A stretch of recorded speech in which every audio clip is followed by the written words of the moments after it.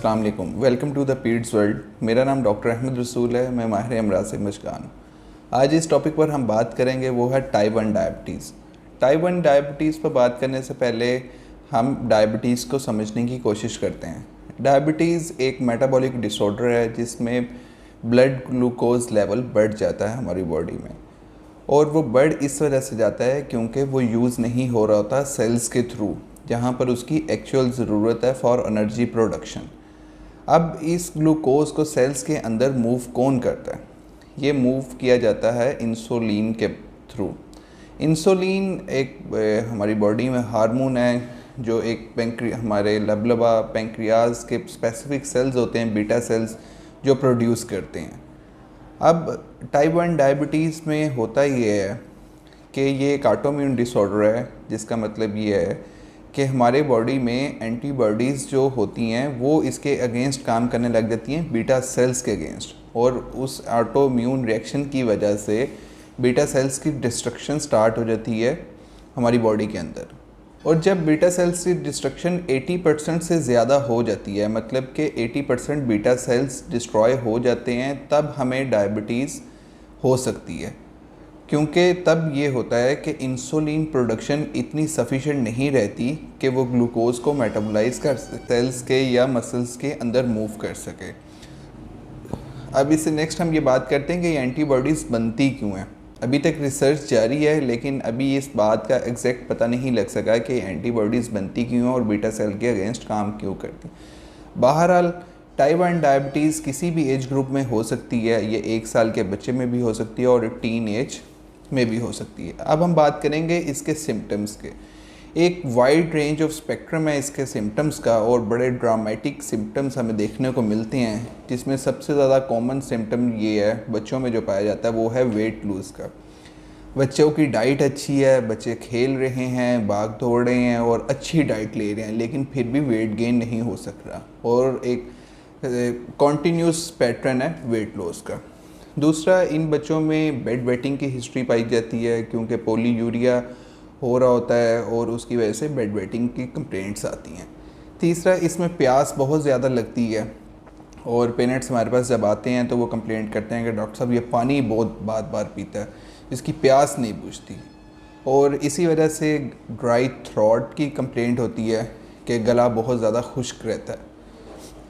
अब ये कंप्लेंट्स जो हैं हमें अक्सर सुनने को मिलती हैं, और इसमें हम देखते हैं कि शुगर लेवल जब 200-250 तक रहता है तो ये सिंपल कंप्लेंट्स हमें देखने को मिलती हैं। लेकिन जब शुगर लेवल इससे ज़्यादा बढ़ जाता है, मतलब ब्लड ग्लूकोज हमारे ब्लड में इन लेवल से भी ऊपर चली जाती है, तो हमारी बॉडी कीटोन्स प्रोड्यूस करना शुरू कर देती है, और इस प्रोसेस को कीटोएसिडोसिस कहते हैं। कीटोन्स जो हैं वो एक टॉक्सिक प्रोडक्ट है जो हाई ग्लूकोज लेवल्स में बॉडी प्रोड्यूस करती है, और जब ये एक मिकदार से ज़्यादा बनने लग जाते हैं तो उसको कीटोएसिडोसिस कहते हैं। कीटोएसिडोसिस में होता ये है, डायबिटिक कीटोएसिडोसिस में जो कंप्लेंट्स हमें देखने को मिलती हैं वो है pain in abdomen, severe vomiting, और फ्रूटी स्मेल यूरिन में आने लग जाती है, और BSL लेवल्स बहुत ज़्यादा हाई होते हैं। ये एक मेडिकल इमरजेंसी है जिसमें पेशेंट को एडमिट किया जाता है, कॉन्टीन्यूस एक पैटर्न के थ्रू IV फ्लूइड्स दिए जाते हैं और इंसुलिन के साथ ट्रीट किया जाता है। अब हम बात करते हैं कि इसको डायग्नोज किस बेसिस पे किया जाता है। एक तो फिज़िकल कंप्लेंट्स हैं जो पेशेंट या पेशेंट के जो पेरेंट्स हैं वो करेंगे। दूसरा, लेबॉर्ट्री की जो हेल्प हम ले सकते हैं, उसमें हम एक फास्टिंग ग्लूकोज लेवल लेते हैं, पोस्ट प्रेंडियल ग्लूकोज लेवल ले सकते हैं, HbA1c करवाते हैं जो 3 मंथ की प्रीवियस 3 मंथ की एक हमें हिस्ट्री देगा ग्लूकोज लेवल की। इसके बाद हम जो करवा सकते हैं वो सी पेप्टाइड लेवल्स हैं। सी पेप्टाइड लेवल जो है वो डायरेक्टली प्रोपोर्शनल है हमारे इंसुलिन लेवल के।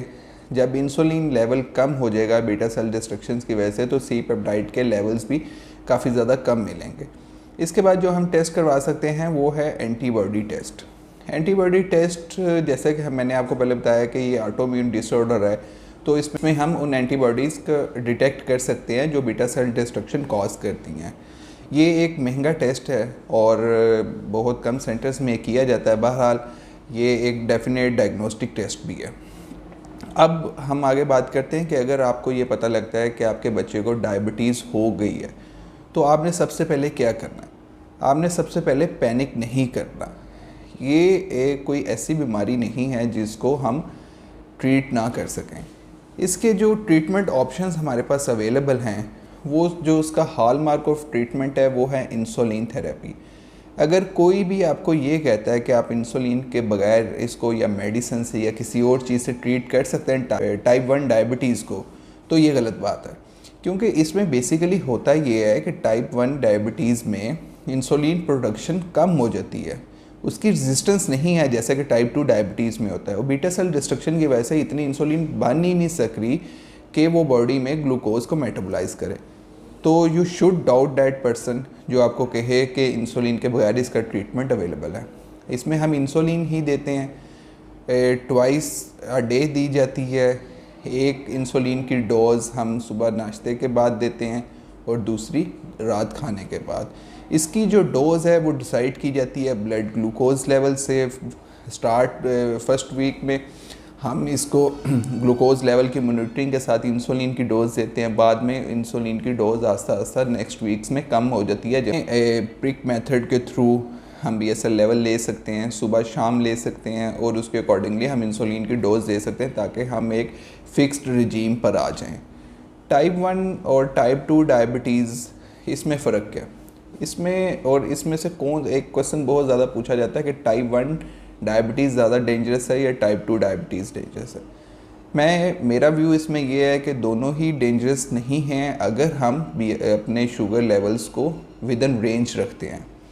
क्योंकि अगर हम ये डेंजरस दोनों ही तब हैं जब ग्लूकोज लेवल्स बॉडी के बढ़ेंगे और रेंज से ऊपर जाएंगे और उसकी हमें कॉम्प्लिकेशंस देखने को मिलेंगी। लेकिन अगर हम दोनों को इधर थ्रू इंसुलिन, जैसे कि टाइप 1 डायबिटीज़ में सिर्फ इंसुलिन यूज़ की जाती है और टाइप 2 डायबिटीज़ में जैसे कि मेडिसिन यूज़ की जाती है, अगर हम अपने ग्लूकोज लेवल को इन रेंज रखेंगे तो दोनों से हम अच्छा उसको ट्रीट कर सकते हैं और उसके जो कॉम्प्लिकेशंस है उससे बच सकते हैं। Thank you so much.